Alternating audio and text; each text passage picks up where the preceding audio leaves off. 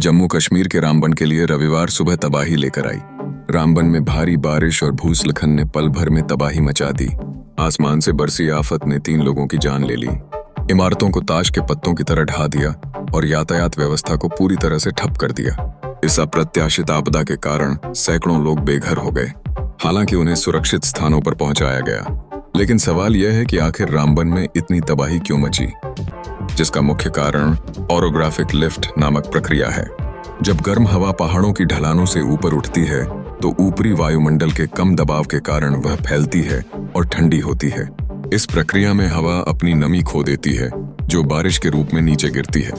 यदि लगातार गर्म हवा ऊपर चढ़ती रहती है तो यह बारिश को तब तक रोकती है जब तक कि एक बड़ी मात्रा में पानी इकट्ठा नहीं हो जाता और अचानक भारी बारिश के रूप में फट पड़ता है। बादल फटने की सटीक भविष्यवाणी करना मुश्किल होता है। फ्लैश फ्लड काफी खतरनाक बादल फटने से अचानक हुई मूसलाधार बारिश जल निकासी प्रणालियों पर भारी दबाव डालती है।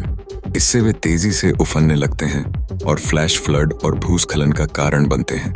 फ्लैश फ्लड तब होता है जब बहुत कम समय में अत्यधिक वर्षा जल निकायों और नालों में प्रवेश करती है और पानी किनारों से बाहर बहने लगता है।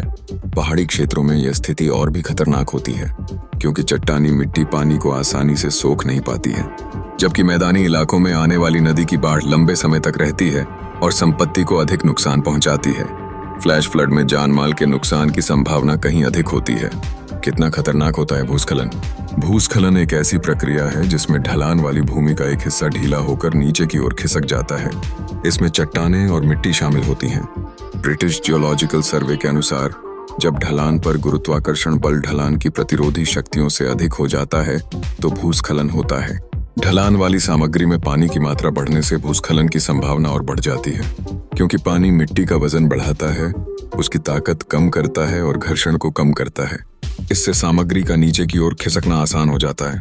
तेजी से बहता हुआ अत्यधिक पानी इस प्रक्रिया को और तेज कर देता है। भूस्खलन के कारण मलबे में दबकर लोगों और जानवरों की मौत हो सकती है, सड़कें अवरुद्ध हो सकती हैं और जल निकायों में मलबा गिरने से बाढ़ की स्थिति और बिगड़ सकती है। रामबन में हुई यह त्रासदी प्रकृति के प्रकोप और उसके विनाशकारी परिणामों का एक दुखद उदाहरण है।